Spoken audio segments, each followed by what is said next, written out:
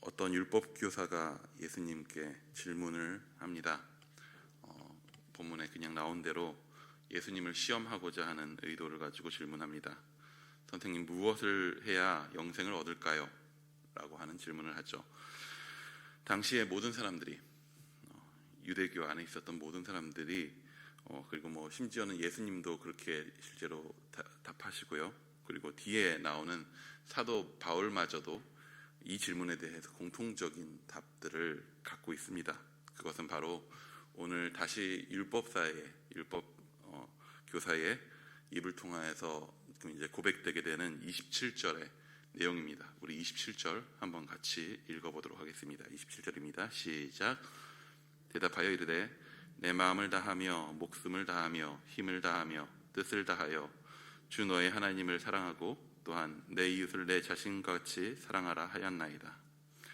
이것이 당시 모든 유대인들 그리고 예수님을 포함하여 바울까지도 동일하게 생각하고 있었던 대답입니다. 그러자 이제 율법 교사가 자신이 생각하는 것과 예수님의 응답이 서로 맞아서 이제 마음을 조금 편하게 먹었는지 그 앞에 자신을 옳게 내 보이기 위해서 자신을 내세우고 싶어서 그렇다면 선생님, 나의 이웃은 누구입니까? 라고 질문합니다. 의도된 질문이죠. 자신을 높게 보이려고 해서 한 질문입니다. 그리고 의도된 질문은 항상 어떠한 답을 요구하는 질문이죠. 답정너라고 하죠. 줄여서 답은 정해져 있어 너는 대답만 해. 이 식의 질문이었습니다. 율법교사는 어떤 대답을 예수님으로부터 듣고 싶어 했을까요? 율법교사는 자기의 이웃들이 율법에 충실한 의인들임을 내세우고 싶었을 것입니다.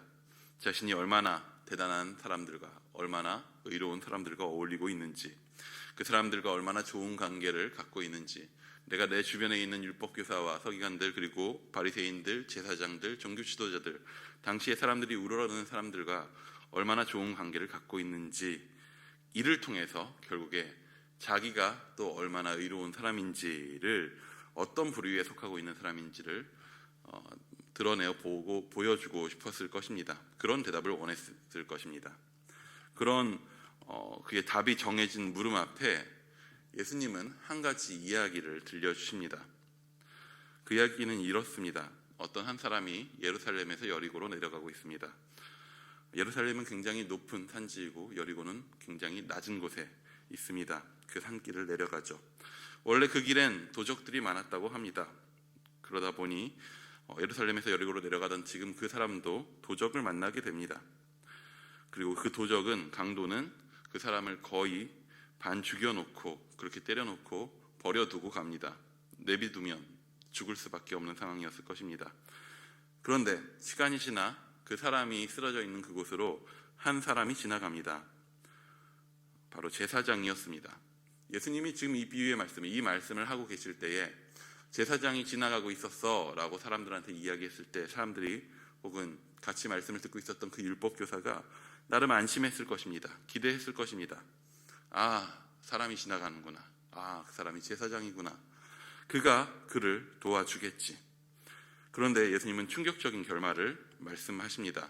제사장은 그를, 정확하게 이렇게 표현되고 있죠. 그는 보고서, 강도 만난 자를 보고서 피해서 지나갑니다.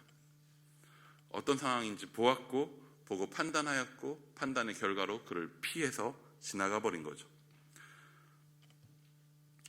또 다른 사람 하나가 거기를 지나갑니다. 그 사람은 레위인입니다.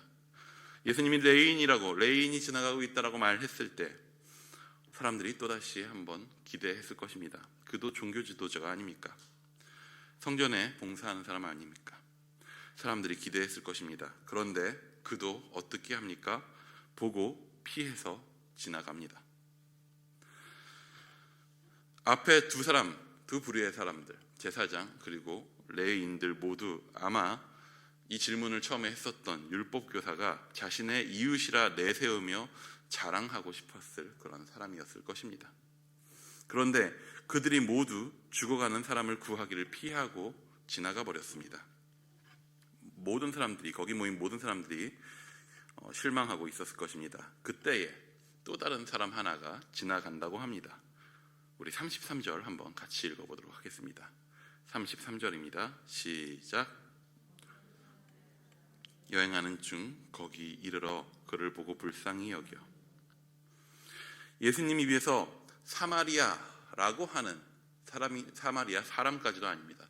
예수님이 위해서 사마리아라고 하는 단어가 나오는 순간 거기 몰려 있는, 거기 모여서 예수님의 말씀을 듣는 예수님의 제자들을 포함한 모든 유대인들의 반응이 눈에 그려집니다. 사마리아라고 하는 말을 듣자마자 야유하고 비난하고 사마리아인이라니, 그들이 입에 그 사마리아라고 하는 말을 입에 담는 것만으로, 그 사마리아 사람이 등장했다는 것만으로도 불쾌해하고 야유를 보냈을 것입니다. 그만큼 유대인들과 사마리아의 관계는 굉장히 좋지 않았죠. 그런데 그 사마리아인이 놀라운 일을 합니다. 일단 그는 강도 만난 자를 보고 불쌍히 여깁니다. 그리고 어떻게 합니까? 그가 행한 자비를 한번 같이 읽어보기 원합니다. 34, 35절도 같이 읽어보겠습니다. 34, 35절입니다. 시작. 가까이 가서 기름과 포도주를 그 상처에 붓고 싸매고 자기 짐승에 태워 주막으로 데리고 가서 돌보아 주니라. 그 이튿날 그가 주막 주인에게 데나리온 2를 내어주며 이르되 이 사람을 돌보아 주라. 비용이 더 들면 내가 돌아올 때에 갚으리라 하였으니. 예수님이 이 말씀을 하셨을 때 이 말을 듣고 있던 사람들이 숙연해졌을 것입니다. 사마리아라고 하는 단어를 듣자마자 사마리아인이라니, 그 부정한 것들, 이방인과 다를 것이 없는 것들, 아니 더 나쁜 것들이라고 마음 먹으며 비난했을 그들의 마음이, 그들의 입술이 잠잠해졌을 것입니다. 가치관에 혼란이 왔을지도 모릅니다. 이게 어떻게 된 일이지? 예수님은 이 이야기를 다 들려준 뒤 율법교사에게 되묻습니다. 36절입니다. 함께 보도록 하겠습니다. 36절입니다. 시작. 내 생각에는 이 세 사람 중 누가 강도 만난 자의 이웃이 되겠느냐? 똑같이 물어보고 싶습니다. 이 세 사람 중 누가 강도 만난 자의 이웃입니까? 대답이 없는 거 보니 처음부터 다시 설명하겠습니다. 누가 이웃이죠? 사마리아 사람입니다. 예수님은 사실 율법교사의 물음에 대해서 올바른 대답을 주지 않습니다.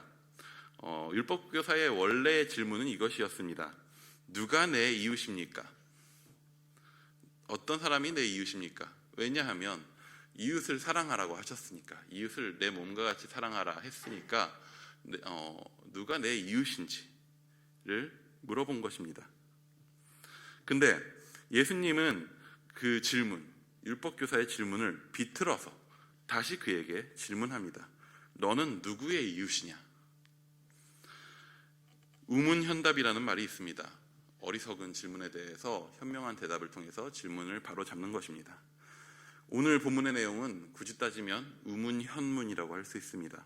율법교사 질문 자체가 잘못되었기 때문에 예수님께서 현명한 질문으로 그 질문 자체를 다시 바로 잡아 주시는 거죠. 예수님은 우리에게 이렇게 말씀하시는 것입니다. 예수 따르는 자가, 제자가 해야 할 질문은 오늘 나의 이웃이 누구인가, 오늘 내가 누구인지를 증명해줄, 내가 좀 가까이 할, 내가 잘 해줄 사람들이 어떤 부류의 사람들과 나는 어울려야 합니까? 라고 하는 내 이웃이 누구입니까? 라는 질문이 아니라는 거죠. 반대로 지금 내가 누구의 이웃이 되어주고 있습니까? 나는 지금 누구의 이웃이 되어줘야 합니까? 나는 어떤 이웃입니까? 라고 하는 것이 예수를 따르는 제자로서의 질문으로 합당하다라고 하는 것입니다.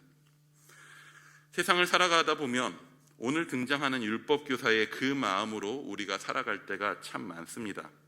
누가 내 편인가? 당장에 모두가 모두에게 경쟁하며 살아갈 수 없는 세상 속에서 내가 누구를 알고 있습니다. 내가 누구와 친구입니다. 내가 어떤 사람과 깊이 같이 교류하고 있고 같이 일하고 있습니다. 우리 아버지가 누구입니다. 내가 어떤 학교를 나왔고 내 동기가 누굽니다. 그러니까 이런 얘기들을 하는 것이 어떻게 보면 우리 삶에 있어서 우리 삶을 지탱해주는 굉장히 큰 힘이 됩니다. 인맥이라고 하는 거, 내가 누구의 이웃인가, 누가 나의 이웃인가 라고 하는 것이 나를 증명하는 무언가가 될 때가 굉장히 많습니다. 이러한 일은 세상이 혼란스러울수록 더욱 심화됩니다. 당장 포털 사이트에 올라오는 많은 기사들을 보면서도 세상은 자연스레 우리한테 계속 질문합니다. 너는 누구 편이냐? 생존을 위한 이런 문화가 너무나도 익숙한 우리에게 예수님은 반대로 질문하십니다. 누가 오늘 강도 만난 자의 이웃입니까? 누가 오늘 강도 만난 자의 이웃이냐? 율법교사는 대답하죠. 우리 37절도 한번 같이 읽어보도록 하겠습니다. 37절입니다. 시작. 이르되 자비를 베푼 자니이다. 예수께서 이르시되 가서 너도 이와 같이 하라 하시니라.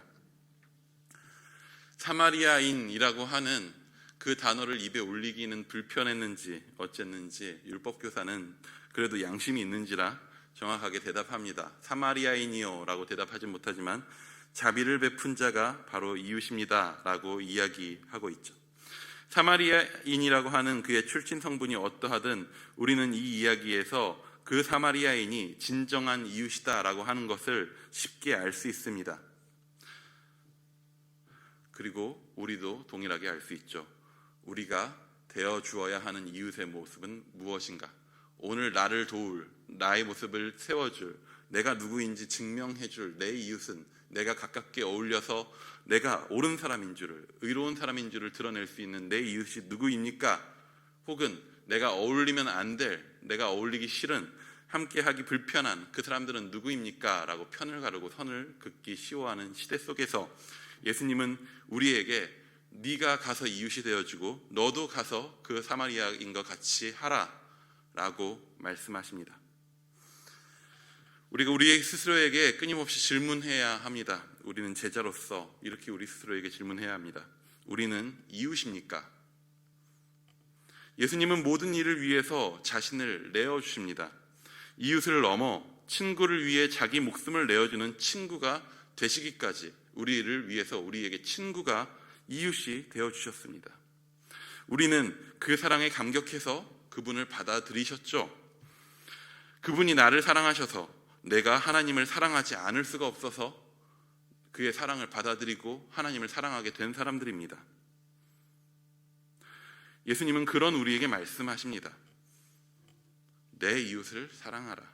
너도 가서 누군가의 이웃, 누군가의 친구가 되어주어라. 오늘 강도 만난 자의 이웃이 되어주라. 오늘 우리가 살고 있는 시대는 어찌 보면 우리 주변에 있는 대부분의 사람이 갑자기 강도 만난 사람이 된 것처럼 혼란스러운 때입니다. 코로나라는 강도가 찾아와서 수많은 사람들의 삶을 앗아가고 괴롭게 만들었습니다. 뿐만 아닙니다. 코로나뿐입니까? 많은 경제적인 상황들, 우리 이웃들이, 우리가 스스로 지금 당하고 있는 수많은 상황들은 우리가 갑자기 만난 강도처럼 우리를 불편하게 하고 괴롭게 합니다. 우리 주변엔 그런 사람들이 너무나도 많습니다. 세상은 누가 오늘 내 편인가, 누가 오늘 내 이웃인가 질문하고 편을 가르고 하는 그런 사람이 필요하지 않습니다. 이 세상 속에 필요한 사람은 하나님께서 우리를 제자로 부르시고 세상 가운데 보내실 때 우리를 통하여서 하고 싶으신 일은 세상 속에서 예수 닮은 그러한 이웃이 되어 예수 닮은 친구가 되어서 세상 가운데 있는 많은 강도 만난 자들을 돌보라 하는 것입니다. 우리가 오늘 이웃인지 누구의 이웃인지 다시 한번 기억하며 가서 너도 이와 같이 하라라고 하는 말씀 앞에 함께 순종할 수 있는 주의 제자들이 되길 기대합니다. 우리 함께 지금 이 시간 기도하기 원합니다.